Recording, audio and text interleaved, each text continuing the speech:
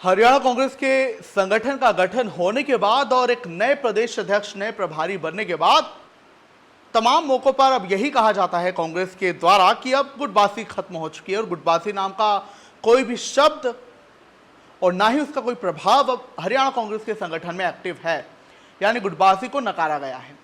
लेकिन कई मौकों पर कुछ ऐसी तस्वीरें आती हैं, कुछ ऐसी खबरें अंदर खाने से आती हैं कि यह पता चलता है कि गुटबाजी अभी खत्म नहीं हुई है। बेशक उसका प्रभाव कम हुआ हो, क्योंकि एक नई कार्यकारिणी बनाई गई है, पावर को सेंट्रलाइज किया गया है सीधा हाईकमान के साथ। लेकिन फिर भी अभी भी कुछ नेताओं की तस्वीरें और उनके बयान सामने आते हैं जहां ये लगता है कि गुटबाजी अभी भी जारी है।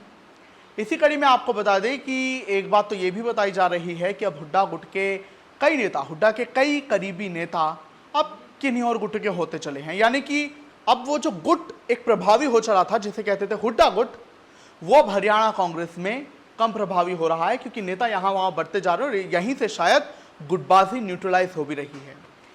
हम बात कर रहे हैं रामनिवास घोडेला की, जिन्होंने आखिरी चुनाव अभी 2024 में लड़ा विधानसभा का।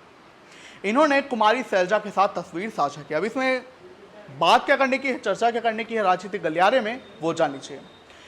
तो घोडेला को हुड्डा का करीबी बताया जाता है, लेकिन विधानसभा चुनाव जब वो हारे 2024 में, तो उसके बाद से ही उन्होंने कई मौकों पर कहा कि हमारी ही पार्टी के कई नेताओं ने मुझे हरवाने की कोशिश की और कई मौकों पर बिना नाम लिए हिसार से सांसद जेपी पर निशाना साधते हुए नजर आए।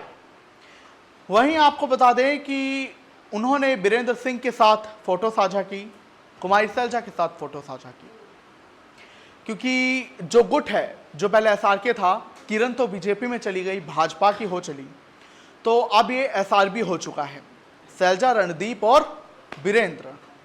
तो ऐसे में उन्होंने कुमारी सैलजा के साथ तस्वीर साझा की, जिसके बाद ये बातें होने चली हैं कि अब वो शायद सैलजा के करीबी होने लगे हैं और हुड्डा गुट से दूरी बनाने लगे हैं। हालांकि उन्होंने खुद बयान दिया है कि मुझे कोई बुलाएगा तो मैं जाऊंगा ज़रूर, मैं मना क्यों करूंगा, क्योंकि चंडीगढ़ में कांग्रेस की एक बैठक हुई थी, वहाँ की ये तस्वीर है।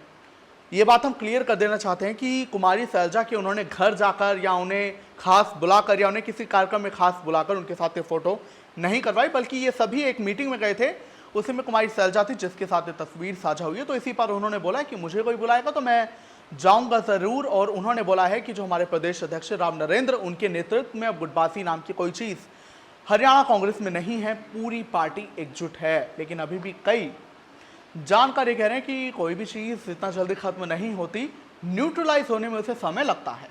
अगर हुड्डा गुट के या सैलजा गुट के या रणदीप गुट के या बीरेंद्र गुट के नेता यहाँ वहाँ बढ़ जाए और सभी एक मत होते नजर आए और पावर किसी एक गुट के पास न रहे, क्योंकि पहले तो यही कहते थे कि हुड्डा गुट के पास सारी पावर, क्योंकि हुड्डा नेता प्रतिपक्ष भी थे और पूर्व मुख्यमंत्री थे।